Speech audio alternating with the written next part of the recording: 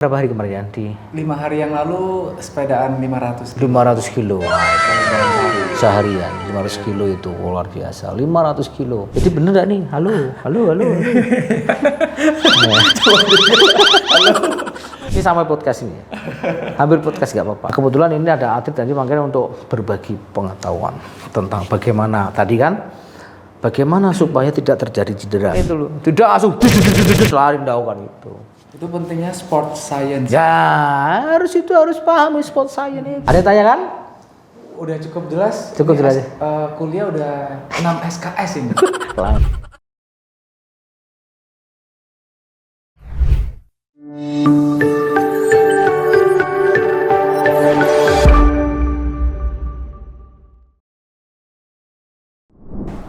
Assalamualaikum warahmatullahi wabarakatuh. Bersama lagi dengan saya Arif Setiawan, MCO Massage Olahraga. Kali ini MCO dapat pasien atlet running ini, running ya? Triathlon ini yang kedua kalinya. Ini namanya Mas Suryali. Ini habis event berapa hari kemarin ya? Di 5 hari yang lalu sepedaan 500 kilo. Wah, itu dalam sehari. Seharian 500 kilo itu luar biasa. 500 kilo. Sepeda ya? Bukan lari. Listrik ya? Iya. Goes ya udah. Jadi Jakarta Salatiga. Oh, itu 500. Iya, 500-nya itu. Mas Surya ini alami ini bukan cedera tapi overuse ya, overuse ini. Ini average-nya. Kita melihat tadi ini tidak balance, otot antara kanan dan kiri tidak balance. Ini dikarenakan kita nggak tahu. Yang jelas kalau nggak balance ini tentunya bebannya berbeda. Gitu loh. Dominannya juga berbeda. Kemungkinan ini dominan kanan. Otot yang mengecil atau terjadi atrofi atau tidak sama ini akan mudah mengalami cedera. Gitu loh. Jadi prinsip cedera itu, rumus cedera bukan prinsip. Rumus cedera itu antara beban dan kapasitas lebih besar beban. Jadi kapasitasnya misalkan 100 kilo harus menumpang 150 kilo. Itu tadi ya. Gitu. Seharusnya kapasitas lari ini 50 kilo atau 100 kilo, tapi harus lari 100 kilo. Misalkan itu. Ini akan mengalami namanya cedera.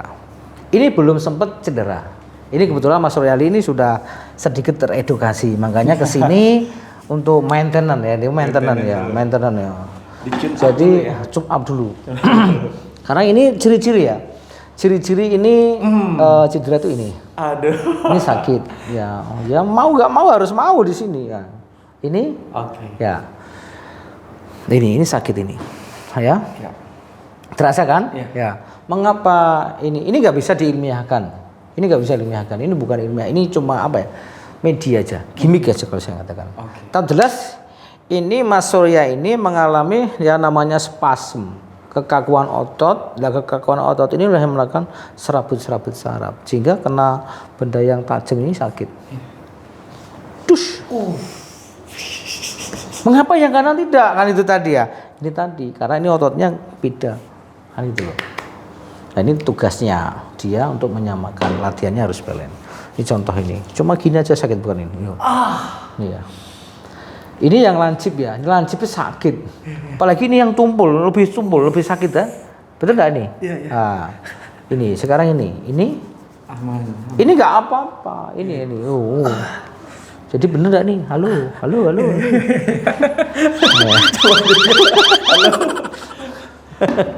Ya ini. Jadi ini sambil edukasi ya. Jadi atlet-atlet yang pro ini akan mengalami namanya overuse ya. Ini perlu. Massage pun itu berbeda. Berbeda massage-nya. Massage ini massage enak kalau seperti ini. Wah, enak. Dan ini yang nggak boleh. Nggak boleh ya. Akan menidurkan. Oh, bikin relax. Iya, akan menidurkan otot. Masa ototnya hilang, powernya hilang, kan gitu. Harusnya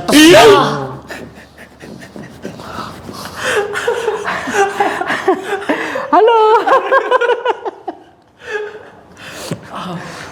Sakit kan? Ya. Jangan sampai buang waktu. Ini sudah ada ciri-ciri. Nah, ada ciri-ciri kan itu loh. Ciri-ciri yang tidak nyaman. Seharusnya kan nggak sakit, kok ini sakit kan gitu loh. Tuh, lemes aja, lemes, relax. Wah ini ya kelihatan sekali ini. Tahu bakso, meatball. Inilah meatballnya, ini loh. Terasa nggak meatballnya? Banget. Nah ini, wah. Ini kan nggak ada nih. Ada tapi nggak sekeras ini, gitu loh.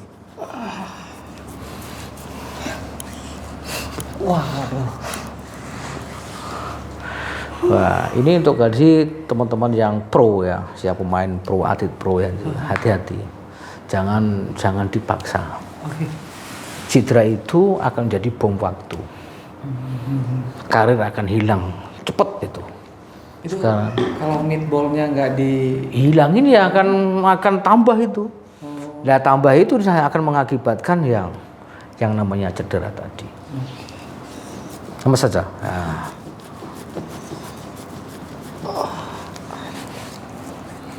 Ini kan tadi nggak tahuan.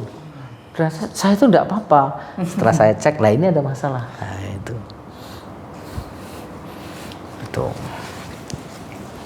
Jangan sampai hobi ini hilang. Ya kan? Jadi tujuannya kan pengen ngelakuin hobi sampai tua ya? Tua gitu loh. Tapi hobi itu akan hancur, akan hilang kalau cedera. Supaya tidak terjadi cedera itu bagaimana? Terus kalau cedera itu harus bagaimana? Setelah cedera itu harus bagaimana? Ini harus dipahami. Bagaimana supaya atlet itu nggak mengalami cedera? Kan gitu. Nah, tentunya harus paham. Apa itu? Yang pertama harus paham yang namanya tahapan-tahapan latihan. Okay. Harus tahu namanya prinsip-prinsip latihan. Gitu loh. Lihat tahapan-tahapan latihan, prinsip-prinsip latihan itulah menyiapkan ini. Kebutuhan yang akan dilakukan. Itu. Nah, itu baru tahu. Bukan langsung kalau ini kan prakteknya, praktisi aja. Iya. Teorinya kan gitu loh. Karena ini ya Mas Li ini karena sudah lama jadi atlet kan gitu loh. Tapi kan tidak tahu apa tahapan-tahapan latihan. Hah? Warming up. Itu satu prinsip latihan harus. Jadi beda prinsip latihan sama tahapan-tahapan latihan. Jadi warm up itu siapin badannya supaya ready ya. Bukan badan, tapi otot. Otot. Ya, menyiapkan otot, menyiapkan sendi, menyiapkan mental. Okay. Nah itu. Makanya itu. Jangan lupa tahapan itu ada 3. Warm up atau pemanasan, inti, kolidon. Kolidon tuh wajib. Nah sekarang itu bukan pemanasan terus, tapi kolidonnya benar nggak? Dilakukan nggak? Lakukan. Ada kan? Itu oke, bagus. Ya sudah tapi tahu. itu biasa kalau cyclist itu jarang lakukan. Beberapa cyclist setelah latihan goes nyampe rumah mandi. Tidur. Iya, apalagi yang ngantor, yang kerja buru-buru gitu kan. Itu yang padahal kan itu tujuannya apa harus kolidon itu mengembalikan ke asal. Oke. Gitu loh. Jadi kalau tidak kolidon itu kan akan apa? Menyisakan yang tadi. Ya namanya akumulasi latihan itu overuse tadi, ototnya yang belum rilis, masih kaku-kaku semua, jarum-jarum semua itu. Nah, jarum-jarum itu kan akumulasi tadi. Kedengarannya simple ya. Simple. Klise banget ya. Oh, iya. Penting. Nah, tadi sakit kan? Iya. Ini nggak apa-apa. Ini sudah nggak apa-apa. Aman Kan? Itu loh. Ini banyak orang loh. Ya, bukan kita bersandiwara bukan kan? Ini asli kan, real kan? Asli ya. Ini sama podcast ini. Hampir podcast nggak apa-apa. Ini lost doll ini. Nah kebetulan ini ada atlet tadi makanya untuk berbagi pengetahuan tentang bagaimana tadi kan, bagaimana supaya tidak terjadi cedera, bagaimana kita merawat setelah mengalami cedera atau mengalami cedera itu harus bagaimana? Iya. Kalau cedera itu harus bagaimana toh? Kan itu loh. Ini kan ya belum tahu. Iya. Setelah cedera itu apa yang harus dilakukan? Nah itu.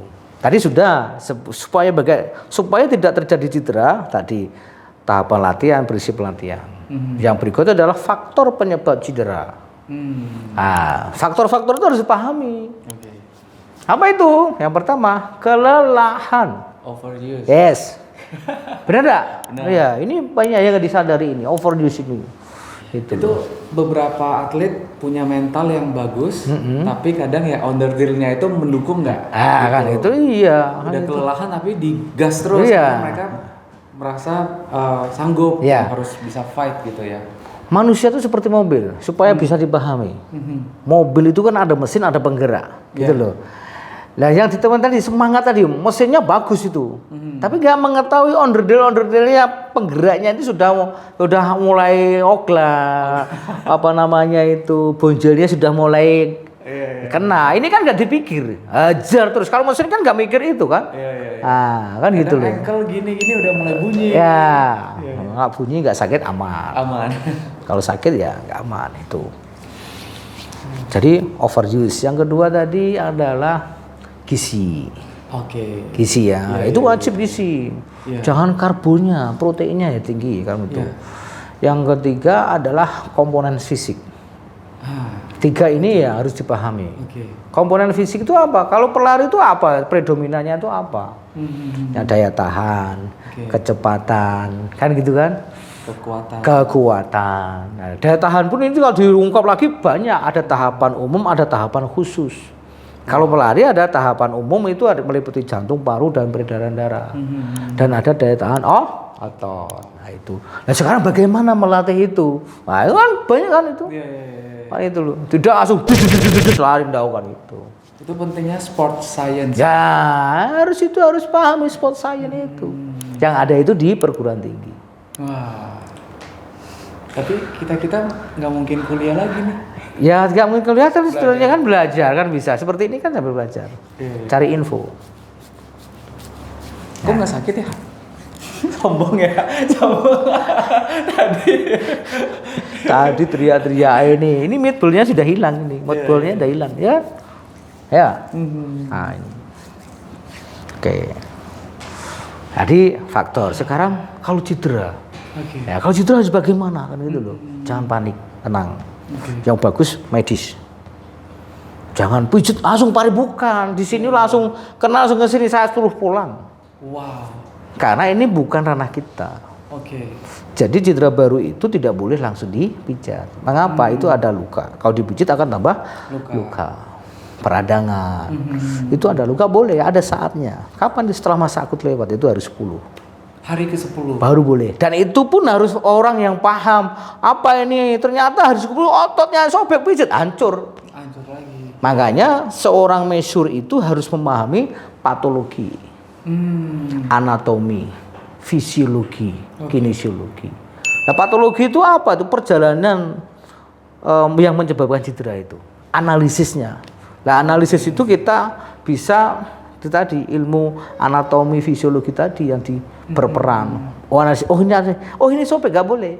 Walaupun sudah 10 hari. Kalau yang nggak tahu ajar tambah rusak enggak? Tambah rusak. Wah, itu. Nah, ini baru bagaimana kalau cedera tengkurap sekarang. Nah, iya. Nanti banyak orang yang teredukasi. Ini sakit sekali Mas Li. Halo. Ini enggak apa-apa. Ini sakit sekali ini. Halo. Kiri ya? Kiri ya? Kiri. Dulu kan kiri juga kan? Iya, kiri. Nah, dan ini kan tidak diperhatikan kan? Bagaimana itu? Kan sudah tahu bahwa ini sakit. Tetap dipaksa terus. Jadi anak nakal ya? Bandel nakal. Jangan kau jual usiamu nanti kalau beli. Iya ya. Karena di sini kamu sehat, banyak yang butuh. Ya kan? Banyak yang butuh kamu. Karena kamu sehat. Coba kalau sakit, hilang kan? Nah, sekarang bagaimana supaya kamu tidak sakit, itu PR-nya. Halo.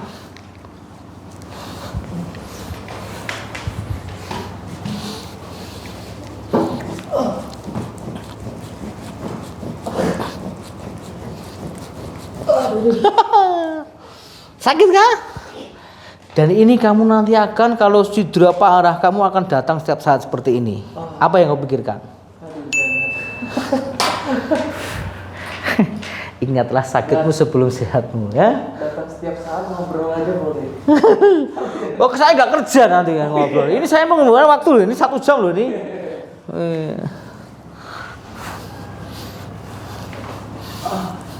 Lemas. Rizky, tolong lampunya. Ayo, kamu bekerja. Ya. Sini toh, kamu sini. Ini bocil saya ini. Ya oke. Ini. Oke. Dapat ilmu toh nanti. Gantian kamu bantu juga. Barter namanya.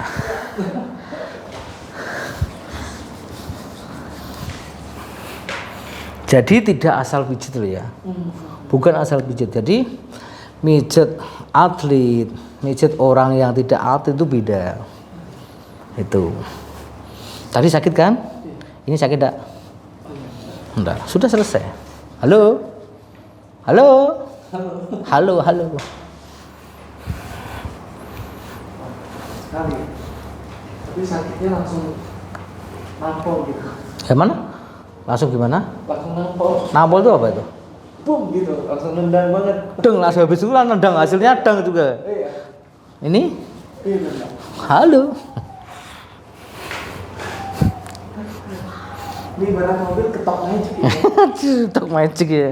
Jadi magic dong. Ini butuh ilmu Mas Li.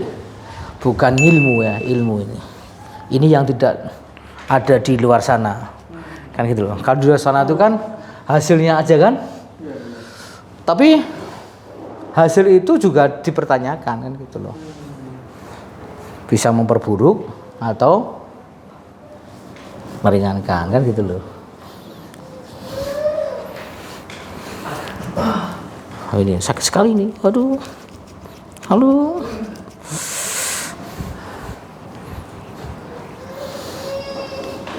Jadi measure itu tadi selain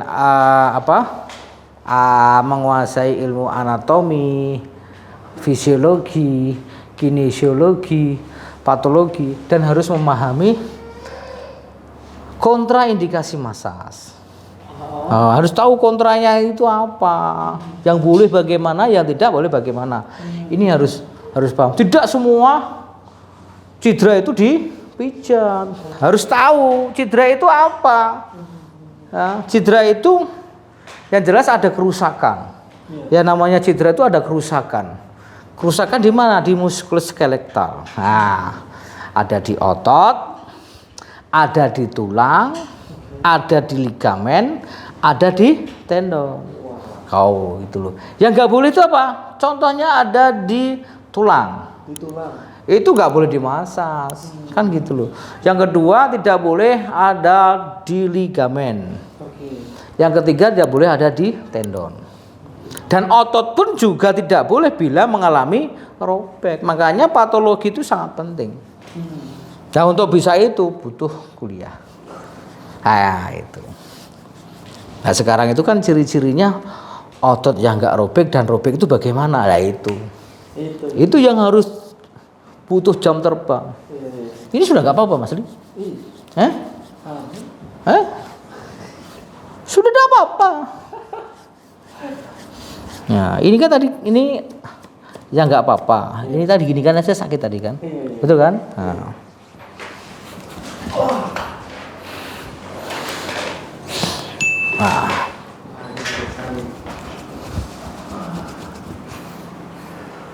Nih, sakit ini? Sakit banget enggak? Kalau ini sakit sekali. Beda? Bisa membedakan? Antara sakit sama sakit. Jangan itu loh. Kalau ini sama ini kan sama. Sama kan? Kalau ini kan sakit sekali. Tadi yang pertama kan ini.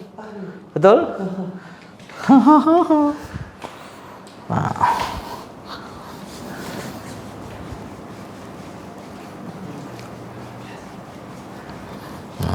30 menit Mas.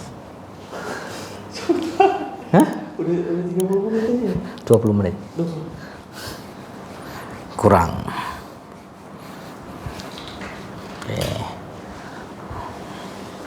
Oke, sekarang balik badan. Sekarang cek jalan. Cek jalan. Beda enggak rasanya? Oh iya jauh. Lebih ringan ya. Cuman ya ujung itu yang kesemutan. Iya itu ya, masih. Iya. Masih terasa atau ya? Yang ujung sih. Tapi udah beda? Beda. Sekarang duduk lagi, kita diskusi lagi. Kamu ini adalah aset. Aset yang membutuhkan. Nah, ini kamu kan sudah di-endorse kan itu kan. Iya, kan itu. Itu aset, kamu itu aset. Ini apa ini? Juaraga Pancasila. Oh, Pancasila. Oh bukan. Jangan, itu kompetitor. Sorry. Langsung nanti di-mute ya. Ya, sorry. Ya. Jadi sekarang bagaimana atlet ini? Tadi kan saya cedera sudah ya. Kalau cedera itu bawa ke medis, didiagnosa. Sekarang setelah ditangani, apa yang harus dilakukan seorang atlet itu supaya tidak mengalami cedera berulang? Kan itu loh. Nah, tentunya ini ya, misalkan ini cedera, ini baru tahap 1. Nah, tahap 2 ini yang perlu ya. Tahap 2 itu yang pertama adalah mobilitas sendi. Harus latihan mobilitas sendi. Yang kedua latihan kekuatan. Mengapa harus latihan mobilitas sendi dan kekuatan? Ya, supaya apa?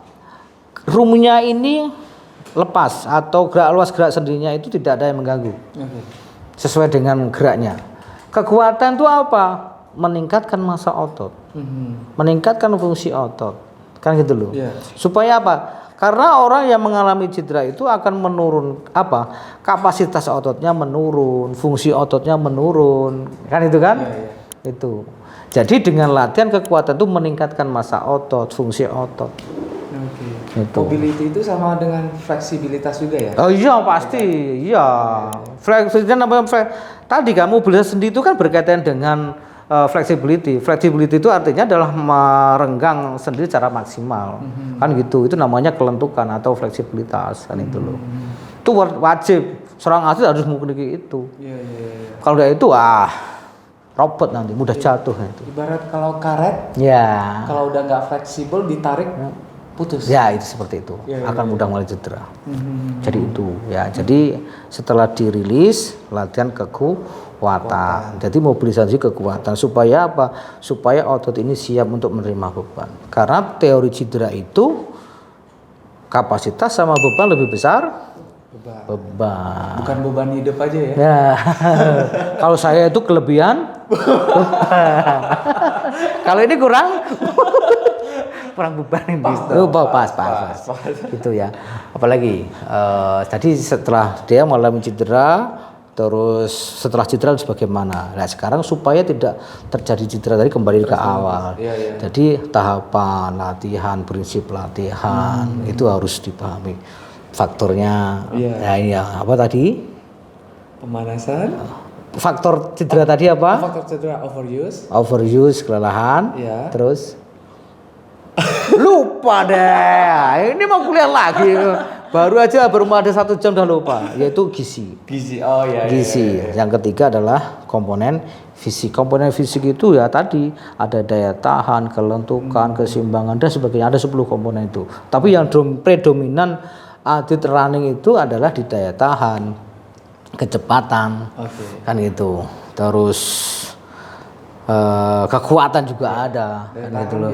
Kelincahan itu, endurance. Daya tahan itu endurance. Kalau bahasa kulon kalinya endurance. Kalau bahasa Jawanya daya tahan. Bukan ketahanan loh ya, kan itu. Itu loh. Daya tahan. Apa itu daya tahan? Kan gitu loh. Nah, kan nggak paham, paham nggak daya tahan itu apa? Daya tahan itu apa?